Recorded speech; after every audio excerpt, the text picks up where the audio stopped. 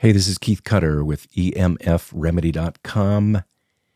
I believe one of the most important voices that can help us understand the cost of the reckless spread of harmful man-made electromagnetic radiation over the world is Arthur Firstenberg. And I'm delighted to be able to present to you a conversation I had with him.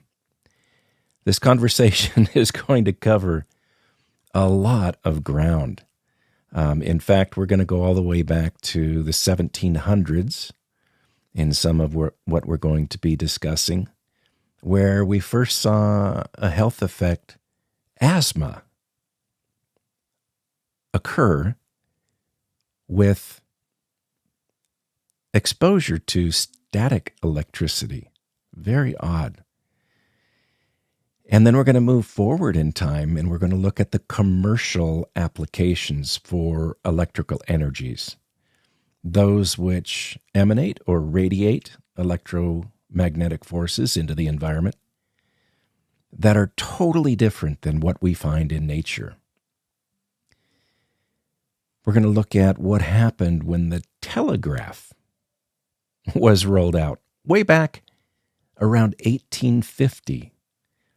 And what people began experiencing when the telegraph rolled out. We're going to move forward to 1898, I believe it is, and something that happened there that's very unique that caused an annual illness. And you'll hear all about that. And the power grid, as it rolled out, how it brought with it, believe it or not, all the disease of modern civilization. And we're talking about cancer, we're talking about heart disease, and we're talking about diabetes. How do we know this? Where did this information come from? We'll go over that in detail. We're also going to talk about what happened when wireless communication began to be implemented, what it had to do with harming people, and also things in the insect world. We're going to move forward from there. We're going to talk about radar. We're going to talk about the first generation of satellites, what occurred with each of these major introductions. And then, of course, I mean, we can't skip over cell phones. Cell phones have caught the affection of the world like nothing else. The adoption rate is close to 100%. You know, there are a few holdouts, but not a lot. And yet, I don't think people are aware of the abundance of information that is available with regard to harm in wireless technologies in general, and cell phones in particular. And what does it take to place a call or access data on a cell phone? The short answer is you've got to be living in an unnatural radiation-filled environment.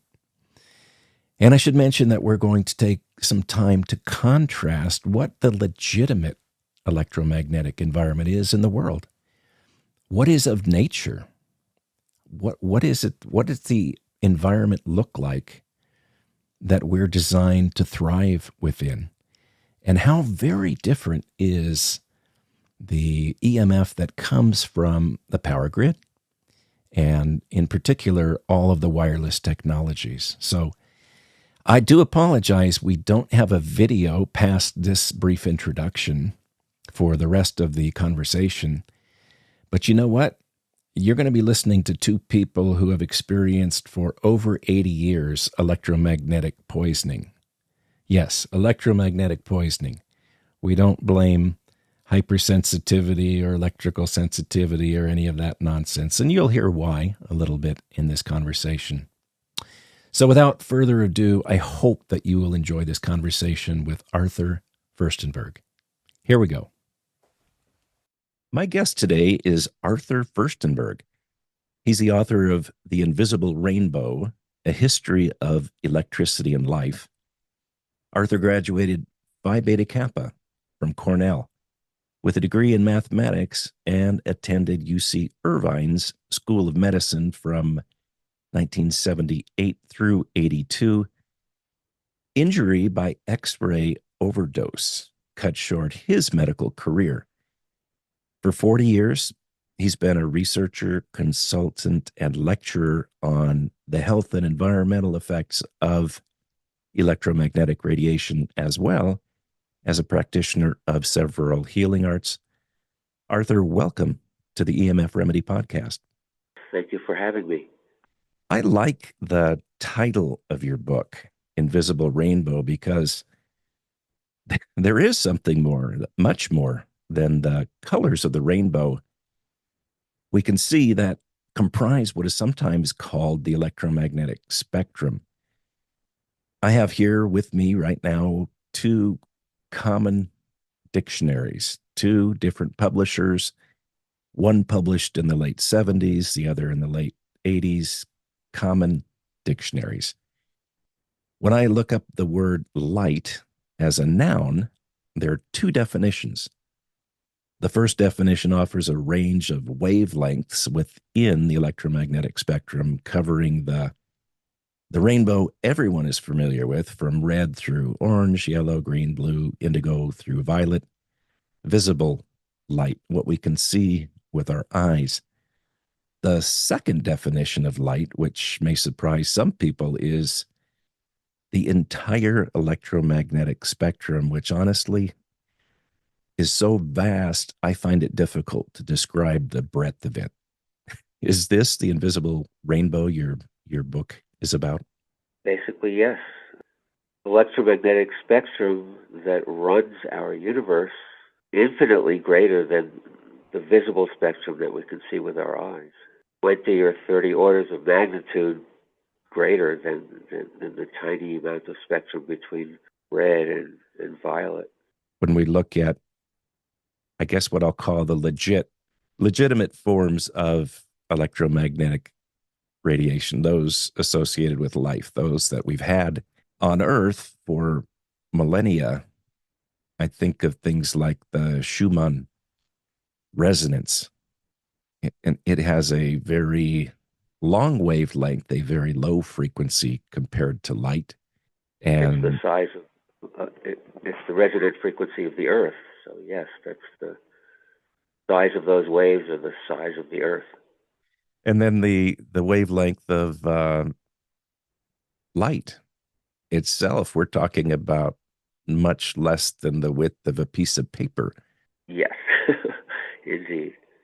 So that's how sort of, well, that's one picture of how vast this And then electromagnetic. we have the gamma rays, which are much shorter, that come from all over outer space. So um, can you give us a feeling for what are the legitimate forms? What are the enduring forms of electromagnetic radiation that we've had on the Earth for millennia? Well, we have majority of what we have concentrated in the visible and infrared spectrum that comes from the sun. We have present very tiny amounts of what we now call radio waves, of which the microwave spectrum is a large part, compared to the light spectrum and the infrared spectrum and the ultraviolet spectrum. Not very much of it comes from the sun and stars, and almost none of it comes from the Earth. The lower frequencies are generated by lightning. The very low components of the lightning spectrum is amplified again by the resonance of the Earth, the size of the Earth. So the Schumann resonances are 8 hertz, 16 hertz, 20, 26, 32. That's cycles per second. Are much shorter, and infrared and visible light are even much shorter than that. They're measured in angstroms. But we have the whole spectrum here. We just compared to what comes from visible light from the sun, it's not very powerful. So not The very low frequencies are much more powerful. And again, we have that largely from lightning and thunderstorms. So the lightning energizes the earth itself. Is that correct? Well, it's part of the global electrical circuit, yes. We have electricity flowing through the ionosphere above us, and we have it's a whole circuit. It circulates through the sky, through the portion of the sky called the ionosphere, and down to the earth on ions, atmospheric ions, which actually that electric circuit travels through our bodies and into the earth and beneath our feet, through the earth and back up to the sky during thunderstorms on lightning strokes. So it's a whole electromagnetic environment that we live in that actually our bodies run on. Our nervous system is electrical in nature. Our acupuncture meridians are electrical in nature. The cells of our body communicate with one another in the electromagnetic spectrum. It's a part of reality that is not very much paid attention to by mainstream science. Electricity runs the universe. There are two in physics. We have four fundamental forces, two of which only operate in atomic nuclei. And the rest of the universe runs on gravity and electricity. We study that in physics, but it's mostly ignored in the sciences that give us our technology. It's ignored in medicine, it's ignored by chemists, it's even ignored in very large part by astronomers, even though when you study physics, those are the two forces that you deal with, electromagnetism and gravity. Gravity is what holds the universe together. Electromagnetism is what makes it alive. Do you see a correlation between the electromagnetic environment between the earth and the sky and what we see in people and other animals, where we have a voltage gradient between the sort of heaven and earth, and also a voltage gradient, for example, between the sole of our foot and the top of our head? It's in miniature what goes on the planet. The voltage gradient between the soles of our feet and the top of our head is measured in millivolts. The voltage gradient between the surface of the Earth and the ionosphere, measured in volts, it's about 130 volts per meter on average in fair weather. And that reverses polarity in thunderstorms. That's what completes the circuit of the Earth. So that is a normal part of the environment for us, is to dwell in that space between that electric field with, as you say, the about sky 100. is positive with respect to the Earth. The tops of our head, the top of our head is positive with respect to the soles of our feet. We're part of that circuit. And I guess what I would like to get out there as well is, when we talk about 130 volts per meter, that's a very strong electric field, but it is fundamentally different than what we think of when we're talking about electric fields, say with regard to EMF remediation, because that's alternating current electricity, which, please correct me if I'm wrong, I don't think really exists in nature the way, as we have it in our commercial implementation of electric power. So that is correct. Yes, we do not live with it. The Earth is not AC. It's basically DC. We live in a DC magnetic field of the Earth. We live in a DC electric field between Earth and sky. However, people often make the mistake of thinking that just because the Earth is DC, that DC, artificial DC is not harmful, and that's not correct either. Evolved in a DC environment, our bodies are exquisitely sensitive to minute variations in the DC field, so that AC is foreign to our bodies. It's like we don't even, but ourselves recognize variations in the DC environment. So this was discovered a couple of centuries ago, that around the year 1800, that even a 1 volt electric battery has demonstrable effects on biology. You put a 1 volt potential difference to your tongue, you can taste it. You put it to your eye, you can see it. It produces flashes of light, and we pretend that it doesn't affect us at all.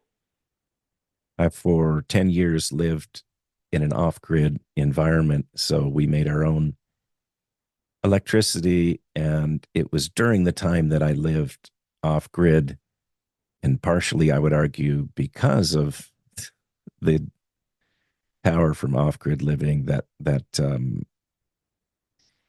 culminated my 30 plus years of suffering from electromagnetic poisoning.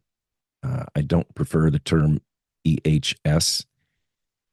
But anyway, as part of that whole journey, I did try to then switch over to a DC only existence. So no alternating current in the home, just DC. And I agree personally with and can relate personally to what you're saying, that we do make this assumption that somehow, since DC is really all we observe in life, that somehow our implementation of it for power utilization is not necessarily a good idea.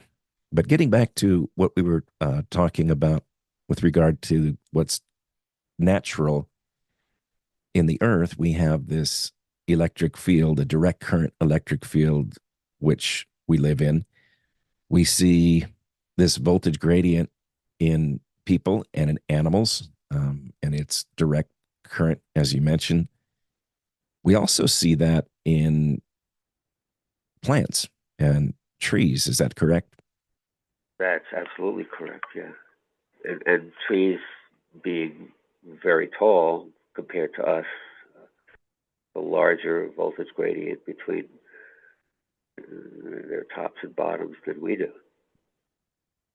And, So, and in fact, that's probably a factor in attracting rain out of clouds, as I say in my book, because ordinary rain carries a positive charge, and it's attracted down to the earth by the earth's negative charge. And since trees stick up high, they attract rain out of the clouds into the earth. And when you cut down forests, you reduce rain, not only because of the reduction in evaporation, but because of the reduction in electrical attraction. so we have this electric field that is normal and is natural. It's direct current in nature. We also have a very strong and obvious static DC magnetic field. And as you've already mentioned briefly, a collection of DC magnetic fields that are fluctuating, and those are part of what is normal to the Earth. Is that correct? That's correct, yes.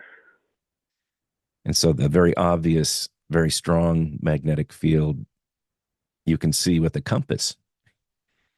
Um, Yes, absolutely. yeah. And a lot of animals use that magnetic field to navigate. Marine animals, turtles and fish, birds use the Earth's magnetic field to navigate through the air. Insects, bees use it to some extent to find sources of food. So we have what's normal and natural: direct current, electric fields, direct current, strong magnetic field that doesn't vary, and then the Schumann resonances that do vary. The magnetic field does vary over the surface of the Earth, depending on where you live. The direction and the magnitude of the Earth's magnetic field is different. Yes, yes. I'm sorry. I meant in one place. Correct. Yes. Yeah, it doesn't vary, but the Schumann resonances, it Varies all isn't. the time.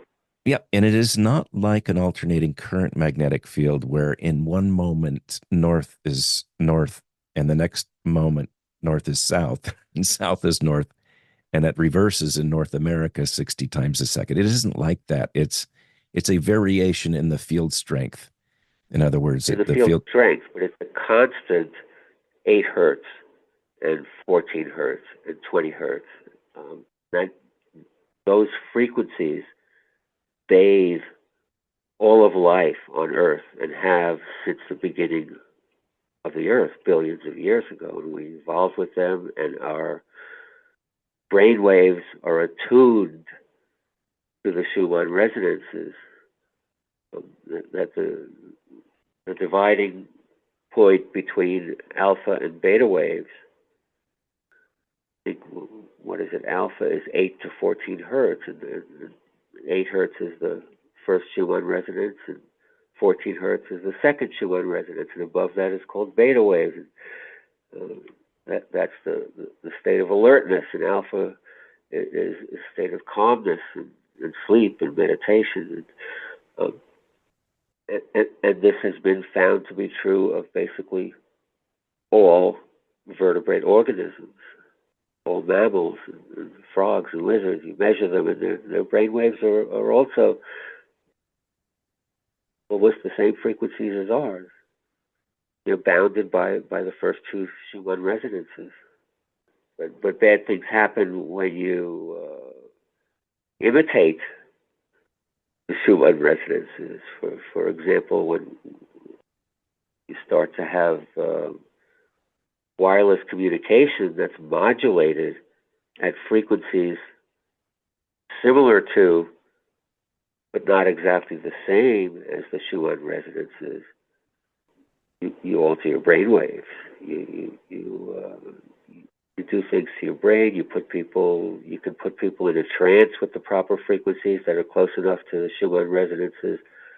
We're doing all sorts of things to our minds and our bodies with our computers and our cell phones that we're not even aware of. It's on a subconscious level, because we're messing with the frequencies that our nervous system depends on. Does the human brain have a frequency following response?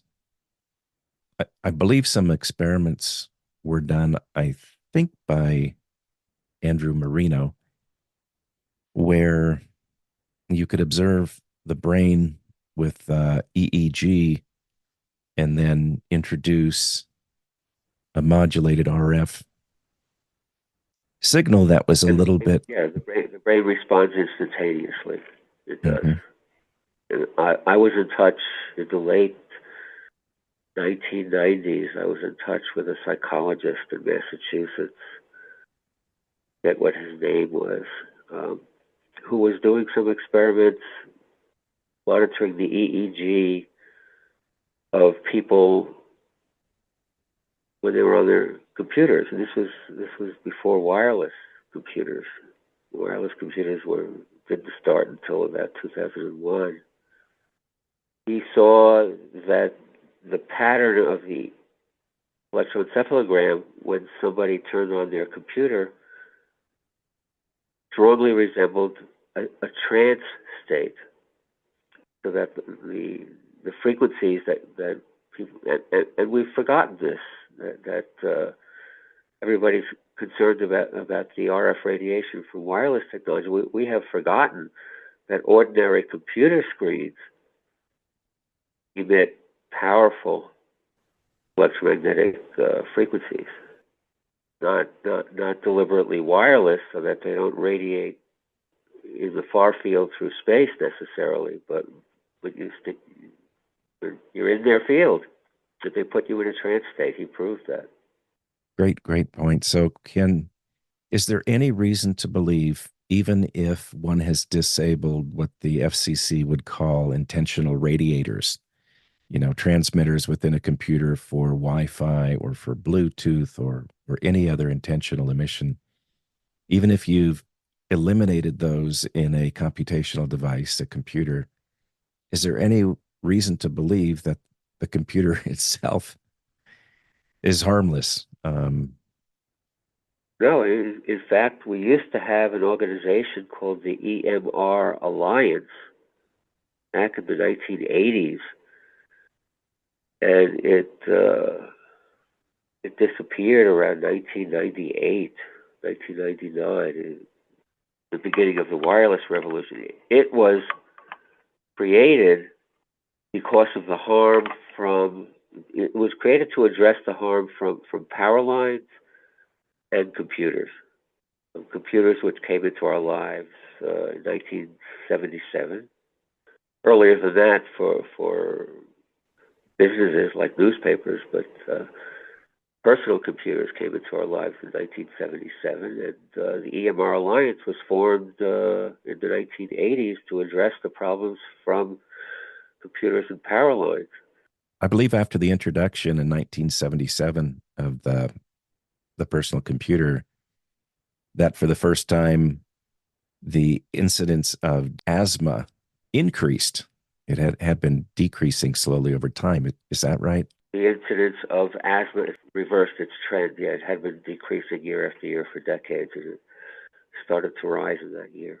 People wouldn't normally associate asthma with anything to do with the electromagnetic spectrum. Yeah, it's not something that is widely talked about, but that's one of the first effects actually back in the 18th century when electricity was used only for therapeutic purposes. Electrotherapy became, when electricity was first harnessed as static electricity, before we had DC or AC, people learned how to store static electricity in jars of water and administer them to patients. And one of the undesirable effects that was noticed in some people is it gave them asthmatic attacks. So this has been known for centuries.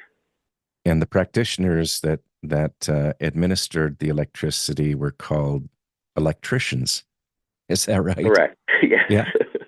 And one of the founding fathers, so to speak, a signer of the Declaration of Independence, became, if we want to use this terminology, electrically sensitive from use of just static electricity in those days. Is that right? You're talking about Benjamin Franklin? Yeah. Yeah. He did not himself recognize it, but he had health problems from the time he started experimenting with electricity. I believe he said in a letter to a friend that he can't tolerate it in the least amount any longer. I think he did. So we had these early experiments with static electricity, which is, again, it's a direct current occurring in nature, but they were storing it in these Leyden jars. And there was this idea that electricity was the vital force. It is what animates our flesh.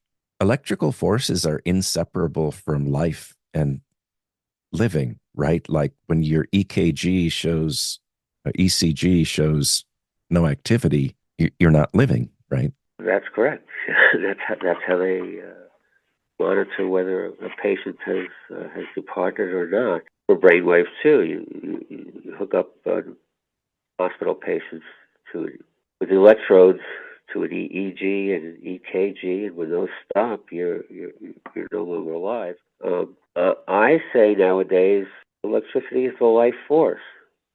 It was thought to be the life force, or related to the life force, even by Isaac Newton. And I think there's evidence that that's so. this is what animates the stars, and it's what animates the Earth and the solar system, and it's what goes through our bodies and regulates and all our life's processes. It's present when we live. It's not present when we die. We see it not only in the heart and the brain, but at the site. What's myelogram and what it is your muscles, yeah. We see it voltage gradient develop at the site of an injury. That's correct, yeah. Yeah, Becker did some, the author of The Body Electric, did some work on non-union of bones. When bones didn't heal normally, he applied a small voltage. Some of the bones began to heal. So there is this. That is used nowadays in practically every hospital to stimulate bone healing. So there's this intimate connection between electricity, DC electricity, and life. And yes. Then we began to do commercial implementations of technologies that rely on electricity. And I would say every one of them has been without regard for life or health. But let's start back in the 19th century with the telegraph. You would think it's not a big deal. They're just sending messages from one place or another. But when they installed the telegraph lines, were there problems? Did people get sick? Oh, yes. It was a disease that was called neurasthenia that was first written about in the 1860s. And the symptoms of it were pretty much identical to the symptoms that people who call themselves electrically sensitive nowadays complain of. And that was the first telegraph systems were invented in the 1840s. And then during the 1850s and 1860s, millions of miles of telegraph wires were strung around the world. And suddenly there was this new disease called neurasthenia that was written about, specialized in by doctors.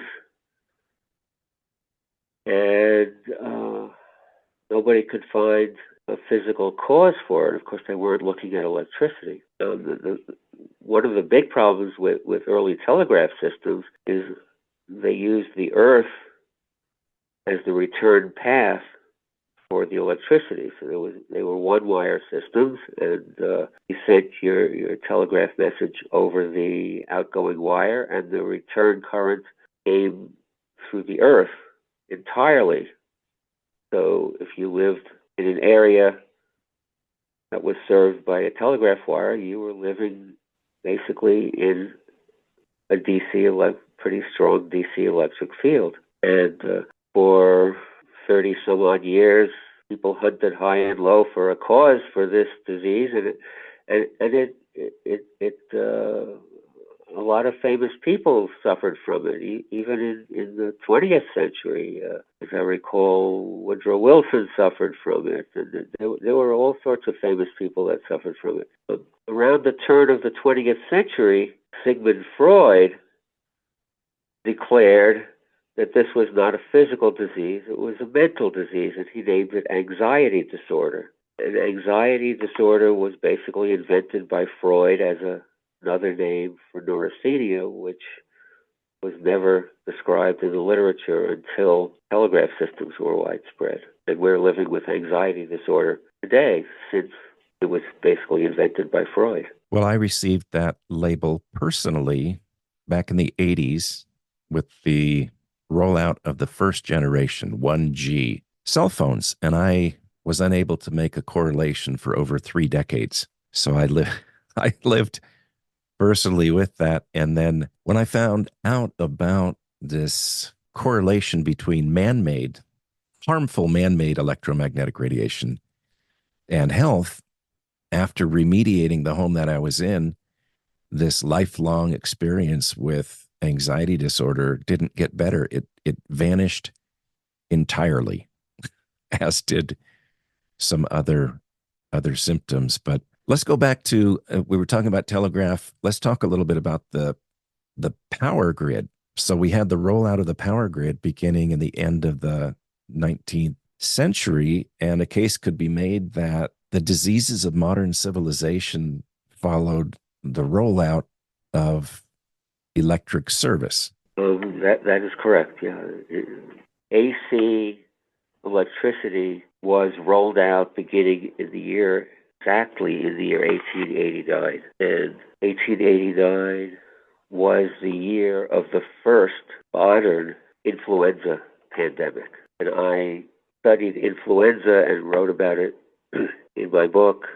And every major influenza epidemic since 1889 has coincided and been caused by a major advance in wireless communication, in electrical, first in 1889 with the spread of AC electricity around the world, which, by the way, doctors were baffled by symptoms of influenza because most doctors had never seen a case, or they hadn't seen a case in 30 or 40 years. Influenza was not a yearly disease until the year 1889. And starting in 1889, everywhere in the world, it happened on a yearly basis in the winter. Somewhat different in the tropics, but it was a yearly disease since that year. In 1918, it followed immediately upon the entry of the United States into World War I with our unprecedented use of wireless communication. That was the beginning of widespread wireless in the year 1918. That was the Spanish influenza. And in the year 1957 was the implementation of radar for civil defense. The United States and other major countries started to line the shores of their country with these extremely powerful radar facilities. In 1968 was another influenza epidemic that coincided with the launching of the first constellation of military satellites for military communication. So that's influenza. I also have chapters in my book on diabetes and heart disease and cancer. Those are the three major diseases sprung up in the 20th century, basically out of nowhere. Except it's not out of nowhere, out of the exponential development of electromagnetic technology, and in the very late 20th century of wireless, which has increased our electromagnetic load tremendously. And as I go into my book, the first medical book about diabetes, was it published in 1788 or something, was written by a doctor who had only ever seen 2 cases of diabetes in his life. It was the same disease, but it was extremely rare. And it was not because the world's diet has changed dramatically, that we're eating 1,000 times more sugar than we were then. No, that's not true at all. We had plenty of sugar, and we're not getting tremendously less amount of exercise. But what we are exposed to is tremendously increased electromagnetic environment, artificial electromagnetic environment.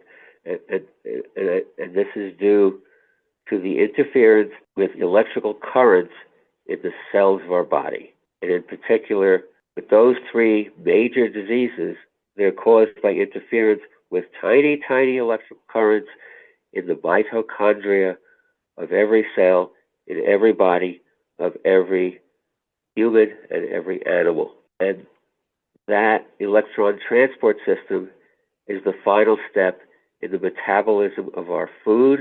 And if you interfere with metabolism, you can't digest sugars as efficiently as you used to. It accumulates in your blood, you excrete it in your urine. It's called diabetes. You can't digest fats as efficiently as you used to, and it gets deposited in your arteries and in your coronary arteries, and you get heart disease. And cancer cells thrive in the absence of oxygen. So what is metabolism? It's the burning of food that you eat with the oxygen that you breathe, and the electron transport system in your mitochondria transports electrons from the digestion of your food to the oxygen you breathe, and interference with the electron transport chain effectively starves you to some degree of oxygen, and that predisposes to cancer, and it's why cancer rates are skyrocketing, and why in America the majority of Americans what is it, 1 out of 3 or even 1 out of 2, I think, are getting cancer at some point during their life. The interference with metabolism has also lowered our body temperature. It's about a degree below, on average, 98.6 degrees nowadays. It actually has the effect of lengthening your lifespan because it slows your metabolism. It has all these effects, among which are these tremendous pandemics of disease. So all of this happened as a result of commercial implementations of technologies that rely on electricity.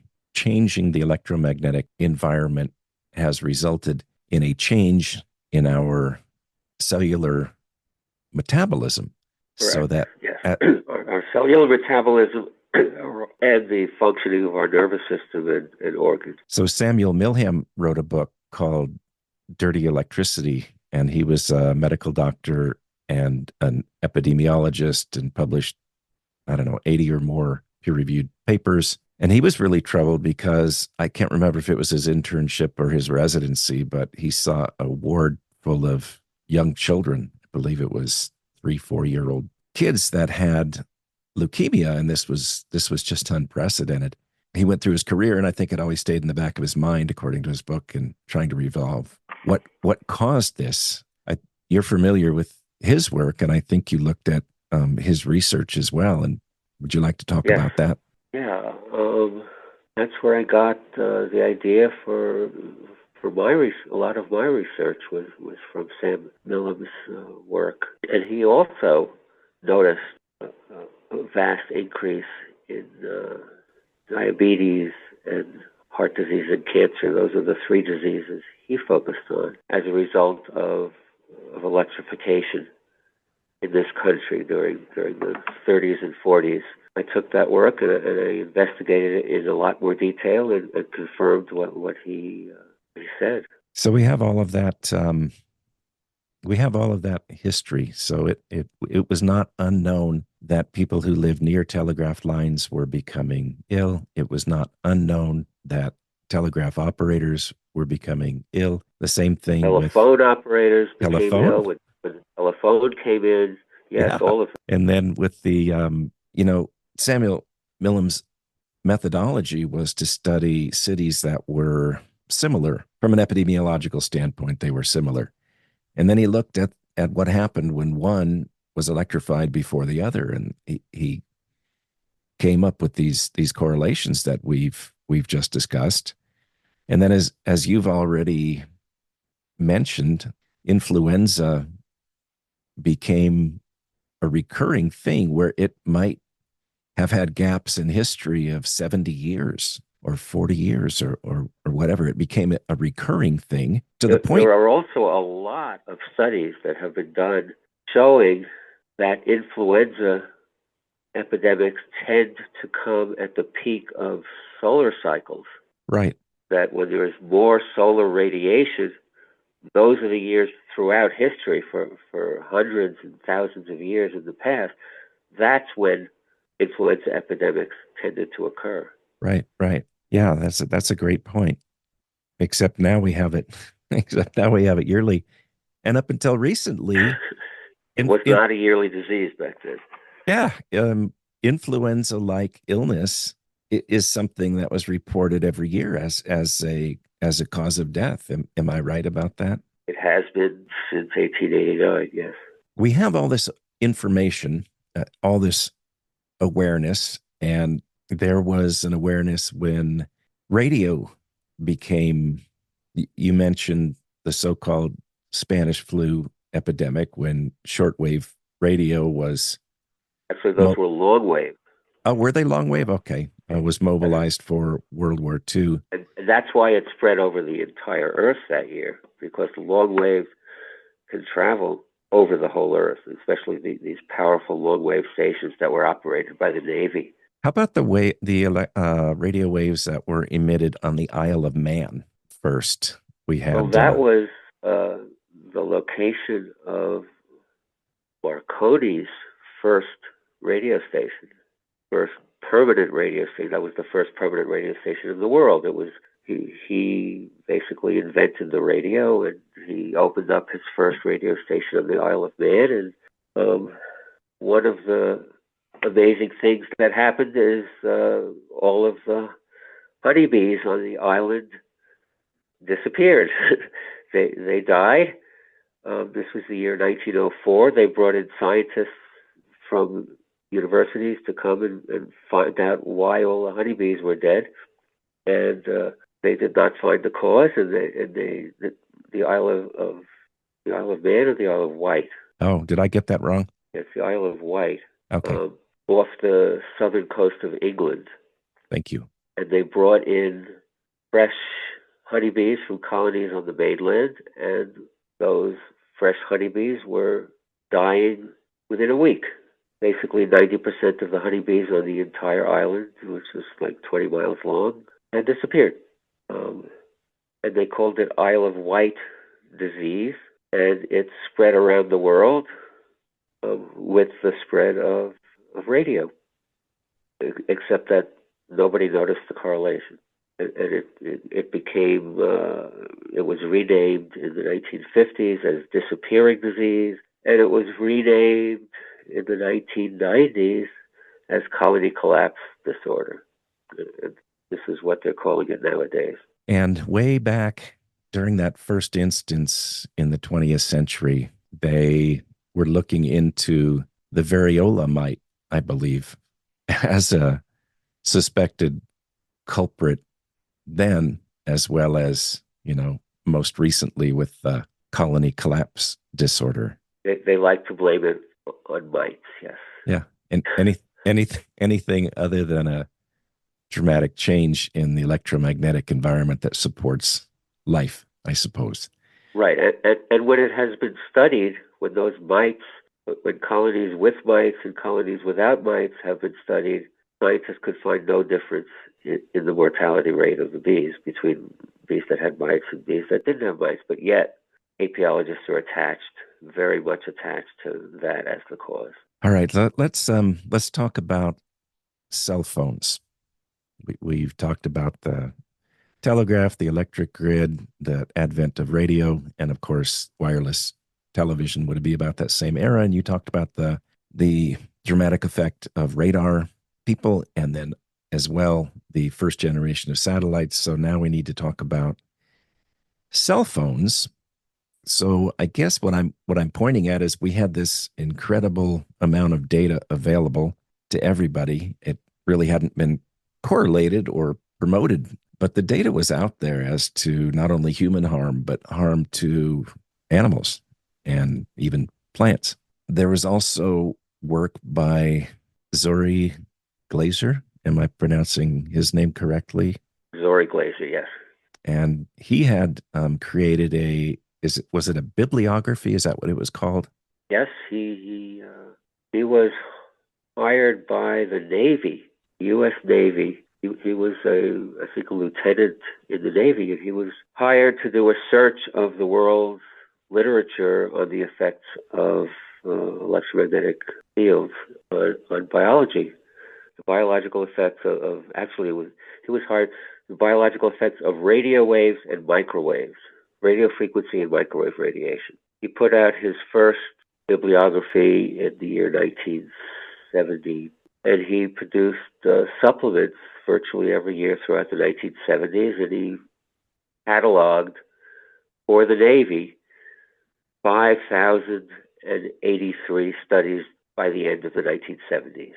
When I looked at his bibliography and compared it to the studies that I'm familiar with nowadays, I estimated that he had found probably about half the world's literature on biological effects of radio frequency and microwaves. So by the end of the 1970s, that means there were about 10,000 studies that had been done throughout the world on a topic that even today, public doesn't even know exists. It's just incredible. Then we had an American biologist by the name of Alan Frey, who discovered that microwave radiation damages the blood-brain barrier, which he published. Alan Frey is still with us. Yeah. Okay. I'm sorry. I didn't realize. Thank you. So he published that in 1975, and if I'm not mistaken, that was non-thermal levels of RF radiation damaging the blood-brain barrier. He showed in 16, Levels much lower than what a cell phone exposes people's brains to. and that animals could hear microwaves in 1961, Yes. and that rats could be made to become docile with the small amount of RF radiation in 76, and altering the heart rate of frogs at a small amount of RF and causing heart arrhythmias, and just it goes on He and on. was able to he was able to stop the hearts of frogs by timing microwave pulses at a specific point in the heart's rhythm. Was that the ST interval? It's the interval. I think you're correct. I think that was where he tried to time the pulses. So it isn't as though we didn't have an abundance of research indicating that there was harm, but then we went ahead and implemented the cell phone, and the first generation of cell phones came out around 85, depending on where. Let's talk for just a minute about what it takes to have two people anywhere on the earth talk to one another over a cell phone. So we're going to assume two individuals have cell phones and they want to speak to one another. The first requirement is that those two people live in an artificial electromagnetic environment. And what I mean by that is no service, no cell phone. That service that we use that word today to describe being in a completely unnatural electromagnetic environment created by your nearby cell phone tower. Would you agree? Well, yes, but it's not the same as power lines or wired computers. Yes, those put you in a strong electromagnetic field, but wireless means that electromagnetic field is intentionally radiated through space to get from one point to another. In other words, you're no longer communicating through wires. You're now communicating through space, and a traveling electromagnetic wave is a form of radiation. So what people have to understand is that wireless means radiation. So in order for your cell phone to work, first of all, your cell phone has to emit radiation. That radiation has to travel to a cell tower, which has to receive it, and that cell tower has to transmit signals back to your cell phone, and that signal is radiation. And the cell tower, until 5G came along anyway, used to radiate in all directions. So in order to make a phone call, your cell phone has to radiate your entire environment because it's not directional. And the cell tower that it communicates with has to radiate its entire environment. So in order for you to make a cell phone call, you have to live, or for you to be able to make a cell phone call at home, you have to live in a sea of radiation. If the radiation was not there, you would not be able to use your cell phone. You have to add to the radiation because your cell phone emits radiation, and your cell phone basically turns on the cell tower, which people don't understand either. That when nobody's on their phone, the cell tower emits a setup signal because it has to be ready to receive signals from people's cell phones. But in the middle of the night, when nobody's on their phone, the cell tower is pretty quiet. When you make a cell phone call, you are turning on a signal in the nearest cell tower so that it can communicate with you, and you are irradiating your entire neighborhood in order to make your cell phone call. And in the middle of the day, or especially in rush hour or on weekends, when everybody is on their cell phone, those cell towers are working at maximum capacity, and they're irradiating everybody and everything with hundreds of different signals and frequencies and modulation patterns. And it's invisible, and people have no clue as to what is required in order for the cell phone network to even exist. It's become an intimate part of everybody's life who lives in cell phone service, you know. So And if you want to have your cell phone on the road with you in case of an emergency, the only way that is of any use to you is if there are cell phone towers everywhere you go, even in remote places, in parks and wilderness areas, because that's where you're going to have emergencies the most. And you are demanding the irradiation of the entire planet. And that's what have been working to bring awareness to, and what I'm working nowadays with other people around the world to try and stop. Do you want to talk here a little bit about your role as the president of the Cell Phone Task Force and what you guys are involved with? Well, it was founded in 1996 at the beginning of the digital wireless revolution. Yes, there were analog 1G cell phones back in the 1980s, but the first digital cell phone and cell tower network was constructed throughout the United States in the year 1996 and 1997, and has expanded since then. And we founded ourselves in 1996 to bring awareness, education, advocacy, support for injured people, and we're still working and trying to get awareness to this issue, which has been very difficult. What are you offering in terms of help for people who have been injured? Well, first of all, everybody's been injured. I know.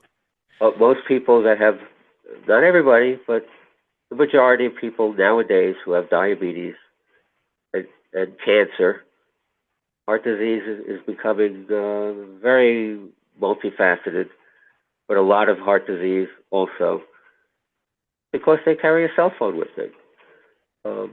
So everybody's being injured. And the number of people who can't sleep, this is a major effect. It's like insomnia, sleep disorders, skyrocketing. Tinnitus, people are hearing the electricity, as Alan Frey discovered back in the 1970s. Anxiety, depression, asthma, neurological diseases of all sorts. The injuries are so widespread, and the denial is also so widespread that the medical community doesn't associate it with electricity, much less wireless, which is causing most of it nowadays because it's so intense.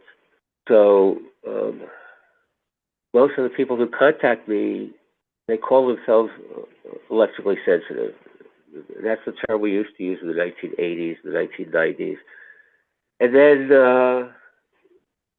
people started calling it electro-hypersensitivity, which is even a crazier term for something that affects the whole human race and all of animal life and all of plant life. Hypersensitivity. It's like we're being electrocuted. We're being poisoned by artificial electromagnetic field. We're all being electrocuted. But the people who know it, who have somehow learned, despite the denial of the medical community and everyone else they know, they've learned what affects them, and they try and escape it. That's not what we're about. There's various ways that you can minimize, to some extent, your exposure to all this stuff. Again, that's not what the Cell Phone Task Force is about. What we're about is organizing. We provide support. We provide a network where people can realize that they're not alone, that there's millions of people in this world that are the same as them. We're lobbying governments, we're participating in lawsuits, we're organizing, we're communicating with medical community, the scientific community. We're trying to bring awareness. We're trying to break through the wall of denial. Has been there for a couple of centuries. But as far as how to protect yourself, it's becoming more and more impossible. Because the entire electric grid is now contaminated with millions of frequencies from everybody's computers that are getting on the grid, because everybody's computer is either it is both on the grid and off the grid. It's wireless, but it's also wired. And these frequencies are coming into your house because you have electricity and you can't escape it. And it's coming through your walls because everybody's got cell phones and Wi-Fi and Bluetooth and 25 other wireless devices. And you can't escape that. And now it's coming from outer space because we've put into orbit already something like 9,000 satellites. And there's a million satellites more on the drawing board. And you can't escape it. So it's becoming more and more urgent to break through the denial, to educate the scientific community, to educate the environmental community, environmental organizations. Hey, here's this major factor in environmental destruction that you are not paying attention to. Please work with us. We've got to stop it. The only solution is to put an end to wireless technology. And it's not going to happen by decree. It's going to happen by education. It's going to happen by, again, breaking through the denial, getting scientists and especially doctors to finally study this. I went to medical school. We did not study this in medical school. It has to happen. People have to be educated. Wireless means radiation. Cell phones are destroying your brain and destroying your body, destroying your environment. It has to start with individuals. People have only control over their own behavior, over what they do. So what I tell people nowadays, first and foremost, get rid of your cell phone. That's the beginning of change. We have to begin change somehow. The relatively few number of people who realize what's happening to us all and who call themselves electromagnetically hypersensitive, nobody cares about us. As long as you call yourself hypersensitive, people think, oh, that's not me. That's just a few abnormal people with a medical problem. It's not me. So nobody thinks it's affecting them. They all are taking drugs and medications and having surgeries. They keep their cell phone in their hip pocket, and they can't walk, and their doctor tells them that their hip's worn out, so they have hip replacements. They get pacemakers put in their hearts because they have heart arrhythmias. It's damaging people's vision. It's people are on sleeping medications, and people have no clue why. Again, what we're focusing on right now, and I'm participating in a new organization called Global Radiation Emergency that's just forming. We have members, team members from 18 countries right now. And one of our main messages is, hey, get rid of your phone, cell phone. Go back to a landline if you can, because they're taking away our landlines. Why? Because nobody's using them anymore. We have to go back to landlines. We have to restore the demand for landlines. We have to diminish the demand for cell phones. We have to change our behavior, which will result in a change in our environment. It can reach a critical level where awareness starts to spread throughout the world and the stuff will be banned. But that's not how we start. We have to start with individual action, and that's what we're about right now. That's really well said. And it may seem unattainable. You're literally calling for the end of wireless communication, but based on all the history that we've talked about, and there is so much more that we haven't talked about. And what's happening on the earth today, it's not just people are saying, well, but we're still living a long time. Well, there are still billions of us on the earth. Obviously, it's not killing us off. It is killing us off. The lifespan in the United States has already started to decline. It's just started. But you look around us at nature. Nature has disappeared. Let's talk about the that. Animals, Yeah. The animals, the insects, they don't have climate-controlled houses to live in. They don't have drugs and medication to keep them alive. They're going away. And this is what I've been devoting my most recent newsletters in the past few months to, is I'm publishing reports from all over the world of people who are describing in detail the disappearance just within the last couple of years of all of the birds that used to be so wonderful in nature. All of the insects, they're gone. People are writing to me, there's no more mosquitoes left. There's no more insects. The spiders are gone. The worms are gone in my soil. It's like, what is happening? But the most dramatic is the disappearance of the insects and the birds, and that's what is going on everywhere. It's these smallest creatures that have the highest metabolism. The insects, the small birds, the amphibians, the bats, and a lot of these creatures that are insectivorous birds and bats, they don't have anything to eat anymore, so they're dying out, as well as the direct effects of the radiation on them. And we're all basically living in a virtual world, looking at our screens all the time and not noticing or seemingly caring what's happening to nature. So, yes, it's a daunting task. Can we abolish wireless technology? Maybe not. But wireless technology is not here to stay, because the Earth is not here to stay unless we get rid of it. So we have no choice, if we want to save our world and have a place to live, but to stop using wireless technology. Yes, there are a lot of other assaults on the Earth. We have to stop burning fossil fuels. We have to stop cutting down our forests. We have to do a lot of things.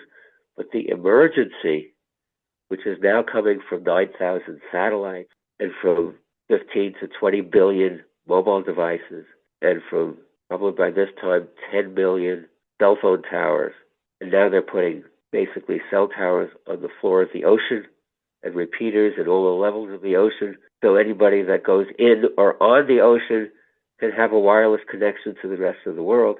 And it's just crazy, and we're wiping out life, and it has to stop. We have no other choice. Maybe it's impossible, but that means we won't have an Earth to live on, so we got to try, and that's why I'm still doing my work. That's fantastic. So I want to just echo a couple of things that you said. I can help people in the short term. I can help people short term. There are ways to reduce personal exposure. Terrain, for example, is critical with regard to selecting your next home in terms of RF avoidance. Really hear what we're saying. We don't have a long term. We don't have a long term future in a world where we continue to deploy wireless technologies, and we won't be able to create a contrast, an epidemiological contrast between those who are affected and those who are not affected. The information has been out there for a long time. It just hasn't been made really public. So I want to encourage people to become members of the cell phone task force. Consider supporting financially that organization so that they can help, they can continue to help bring this information forward and make it available. There are some surprising benefits that you can receive from that. Back in 2022, you revised the radio wave packet, which is really packed with very useful information for anybody who wants to understand the scientific basis for all of this. There is, of course, the ongoing newsletters, and there is no, we want things compressed and condensed and given in 30 seconds. Sometimes there's no way to do that, but you can't help but to come away affected when you read the personal stories of people all over the world reporting on the decimation of species in their area. I don't know any other way to get that information. So please, if you have a heart to help in this, I would encourage people to become supporters of the cellular phone task force. Our website is cellphonetaskforce.org. cellphonetaskforce.org. And if you haven't already, a lot of what we discussed today is in the invisible rainbow, and there's no way we could discuss it all. There is much, much more than we were able to discuss. So really, if you want to learn more about this topic, I can't recommend a book more highly than The Invisible Rainbow. And it has been a great discussion. We've covered a lot of ground. I want to thank you again for being a guest on the EMF Remedy podcast. Appreciate it. Thank you.